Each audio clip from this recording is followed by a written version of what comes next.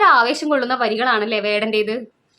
അപ്പോൾ ഇപ്പോൾ ഒരു 2-3 ദിവസങ്ങളായിട്ട് കേരളക്കര മുഴുവൻ കാതോർത്തിരിക്കുകയാണ് വേടൻ്റെ ഈ ഒരു വരികൾക്ക് വേണ്ടിയിട്ട്. അപ്പം ഞാൻ ഈ വേടനെ അറിയുന്നത് ഈ ഒരു കേസ് വന്നപ്പോഴാണ് കേട്ടോ. അതിനു മുമ്പ് എനിക്ക് വേടനെ കുറിച്ച് അറിയില്ലായിരുന്നു. തൃശ്ശൂരുള്ള ഒരു വ്യക്തിയാണ് വേടൻ എന്ന് പറയുന്നത്. ഞാനും ഒരു തൃശ്ശൂർക്കാരിയാണ് കേട്ടോ. എങ്കിൽ പോലും എനിക്ക് അറിയില്ലായിരുന്നു എന്നുള്ളത് ഞാൻ തന്നെ അത്ഭുതപ്പെടുകയാണ്. കാരണം ഞാൻ സോഷ്യൽ മീഡിയയിൽ അത്യാവശ്യം ആക്റ്റീവ് ആയിട്ടുള്ള ഒരാൾ തന്നെയാണ്.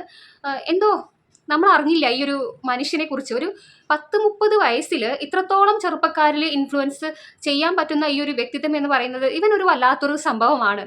അപ്പം ചെറുപ്പക്കാരെയും അതേപോലെ തന്നെ പ്രായമുള്ള വ്യക്തികളെയും ഒരേ രീതിയിൽ കയ്യിലെടുക്കാനും ഒരു വലിയൊരു ജനസമൂഹത്തെ തൻ്റെ പാതയിലൂടെ അല്ലെങ്കിൽ അവർക്ക് വഴികാട്ടി മുന്നോട്ട് നയിക്കാനായിട്ട് സാധിക്കുന്നു എന്ന് പറയുന്നത് അതൊരു വല്ലാത്തൊരു കാര്യം തന്നെയാണ്. ഈ ഒരു കാലഘട്ടത്തിലെ ഒരു തീപ്പൊരിയാണ്, ഒരു മണിമുത്താണ് വേടൻ എന്ന് ഞാൻ പറയാൻ ആഗ്രഹിക്കുകയാണ്.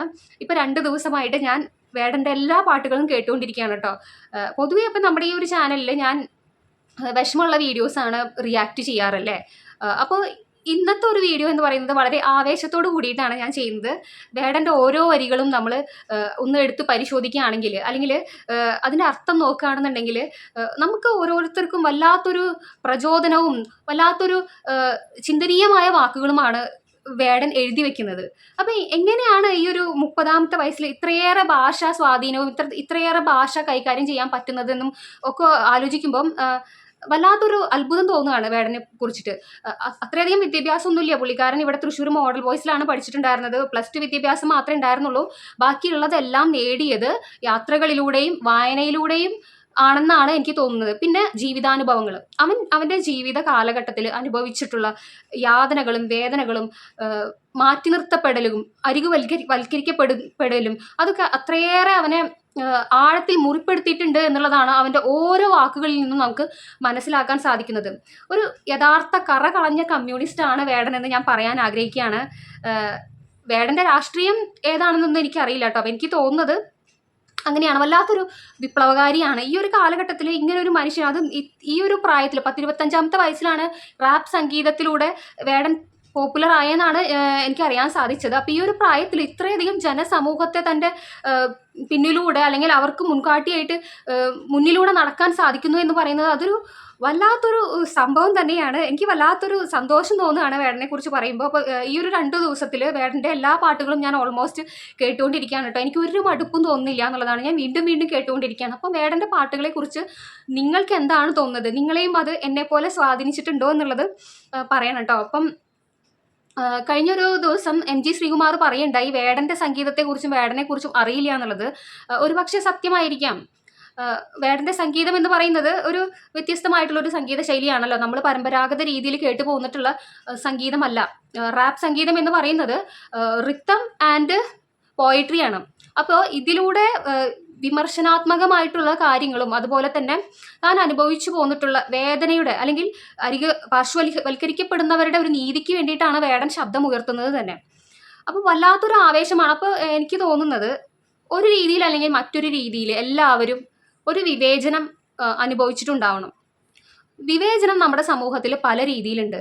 അത് പണത്തിൻ്റെ വിവേചനമാകാം, അല്ലെങ്കിൽ നിറത്തിൻ്റെ വിവേചനമാവാം. ഒരു രീതിയിൽ അല്ലെങ്കിൽ മറ്റൊരു രീതിയിൽ എല്ലാവരും അത് അനുഭവിക്കുന്നുണ്ട്.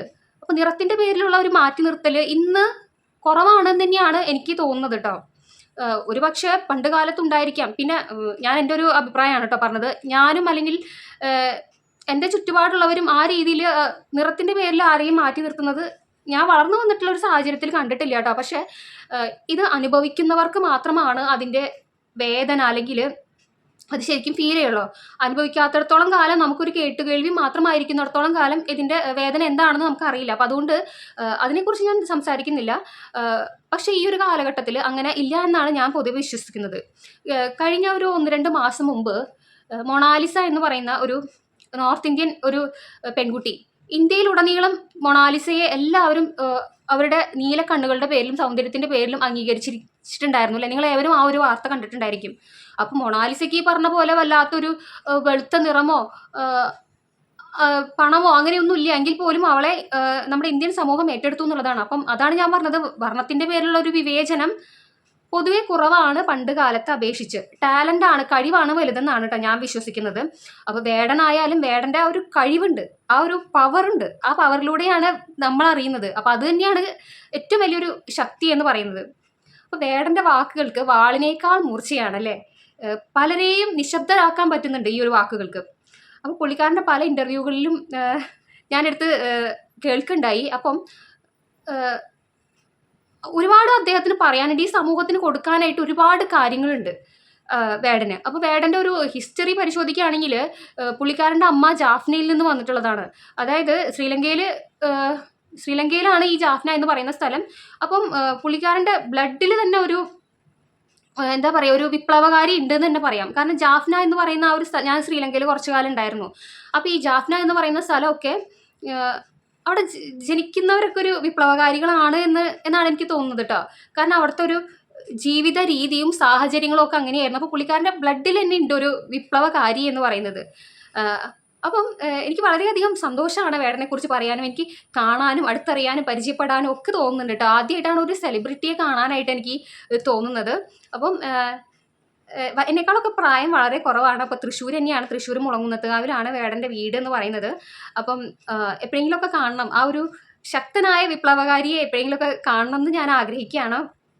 അപ്പം ഇനിയും ഉയരങ്ങളിൽ എത്തട്ടെ. പിന്നെ ഒരു കാര്യം പറയാനുള്ളത്, കഞ്ചാവ് ഉപയോഗിക്കുക എന്ന് പറയുന്നത് ഇപ്പോഴത്തെ ഒരു കാലഘട്ടത്തിൽ അല്ലെങ്കിൽ ഏതൊരു കാലഘട്ടത്തിലായാലും ആ ഒരു കാര്യം തെറ്റ് തന്നെയാണ്. അപ്പോൾ തെറ്റ് ചെയ്യുമ്പോൾ നമ്മൾ തെറ്റ് തന്നെയാണെന്ന് പറയണമല്ലോ. അപ്പോൾ ഈ ഒരു കേസിൽ പിടിക്കപ്പെട്ടാലും ഞാനത് ചെയ്തിട്ടില്ല എന്നൊന്നും വേടൻ പറഞ്ഞില്ല, തൻ്റെ തെറ്റ് അംഗീകരിച്ചിട്ടുണ്ട്, അദ്ദേഹം മാപ്പ് പറയുകയും ചെയ്തു. അപ്പോൾ വേടൻ പറഞ്ഞ കാര്യം ഇങ്ങനെയാണ്, ഇതൊരു ചീത്ത മാതൃകയാണ് ഞാനിപ്പോൾ കാണിച്ചു കൊടുത്തത്, അപ്പോൾ ഞാൻ ഇതിൽ നിന്നൊക്കെ മാറി നല്ലൊരു വ്യക്തിത്വമായി തിരിച്ചു വരും എന്ന് പറഞ്ഞിട്ടുണ്ട്. അപ്പോൾ അതൊരു നല്ല കാര്യമാണല്ലേ. ഇപ്പോൾ ഈ ഒരു സ്റ്റേജ് പെർഫോമൻസ് ഒക്കെ ചെയ്യുന്ന ആളുകൾക്ക് തൻ്റെ മുന്നിലുള്ള ഓഡിയൻസിനെ കയ്യിലെടുക്കണം. അവർക്ക് വേണ്ടിയിട്ട് അല്ലെങ്കിൽ അവരെ ഊർജ്ജസ്വലരാക്കാൻ വേണ്ടിയിട്ട്, അവർക്ക് പ്രചോദനം നൽകാൻ വേണ്ടിയിട്ട് ഇവർക്ക് വല്ലാത്തൊരു എനർജി ആവശ്യമാണ്. ആ ഒരു പാട്ടിൻ്റെ തുടക്കം മുതൽ ഒടുക്കം വരെ ഇവർക്ക് വല്ലാത്തൊരു ചടുലതയും എനർജിയും ഒക്കെ ആവശ്യമാണ്. തൻ്റെ ഓഡിയൻസിനെ ഇളക്കി മറിക്കാനുള്ളൊരു പവർ ഇവർക്ക് വേണം. അപ്പോൾ അതിനൊക്കെ വേണ്ടിയിട്ടായിരിക്കണം ഒരു പക്ഷേ ഈ ലഹരി ഉപയോഗിക്കുന്നത്. അപ്പോൾ ലഹരി ഉപയോഗം തെറ്റ് തന്നെയാണ് കേട്ടോ. അതിന് ആ ഒരു കാരണം പറഞ്ഞുകൊണ്ട് ലഹരി ഉപയോഗിക്കുന്നത് തെറ്റ് തന്നെയാണ്. ഇപ്പം നമ്മുടെ മൈക്കിൾ ജാക്സനും ഇതുപോലെ തന്നെ ലഹരി ഉപയോഗിക്കുന്നുണ്ടായിരുന്നു അല്ലേ. അതിൻ്റെ ഒരു ആഫ്റ്റർ എഫക്റ്റ് കാരണമാണ് അദ്ദേഹം 55-ാമത്തെ വയസ്സിലോ മറ്റോ മരിക്കുകയുണ്ടായി. അപ്പോൾ ലഹരി ഉപയോഗം തെറ്റ് തന്നെയാണ്. അപ്പോൾ അതൊട്ടും ന്യായീകരിക്കുന്ന ഒരു കാര്യമല്ല. തെറ്റൊക്കെ തിരുത്തി മുന്നോട്ട് വരട്ടെ. വേടനെ നമ്മുടെ സമൂഹത്തിന് ആവശ്യമാണ്. ഇത്രയധികം ചെറുപ്പക്കാരിൽ ഇൻഫ്ലുവൻസ് ചെയ്യാൻ പറ്റിയിട്ടുള്ള മറ്റൊരാളും ഈ ഒരു കഴിഞ്ഞ കാലഘട്ടത്തിൽ ഉണ്ടായിട്ടില്ല എന്നുള്ളതാണ്. വെറും ഒരു 10-30 വയസ്സായിട്ടുള്ള ഈ ഒരു ചെറുപ്പക്കാരൻ ഉണ്ടാക്കി വിട്ടിട്ടുള്ള ഈ ഒരു തീപ്പൊരി എന്ന് പറയുന്നത് ഭരണകൂടത്തെ വരെ വിറപ്പിച്ചിട്ടുള്ള ഒരു തീപ്പൊരിയാണ്. അപ്പോൾ തീർച്ചയായിട്ടും ഇനിയും മുന്നോട്ട് വരാനുണ്ട്. വേടൻ ഇനിയും ഒരുപാട് കാര്യങ്ങൾ ചെയ്യാനുണ്ട്. ഞങ്ങളെല്ലാവരും വേടനെ സ്നേഹിക്കുന്നുണ്ട്. അപ്പോൾ നല്ലൊരു വ്യക്തിത്വമായിട്ട് തിരിച്ചു വരട്ടെ ഞങ്ങൾക്കൊക്കെ ഊർജ്ജം പകരാനായിട്ട്. അപ്പം വീഡിയോ മുഴുവനായി കണ്ട എല്ലാവർക്കും ഒത്തിരി നന്ദി. താങ്ക്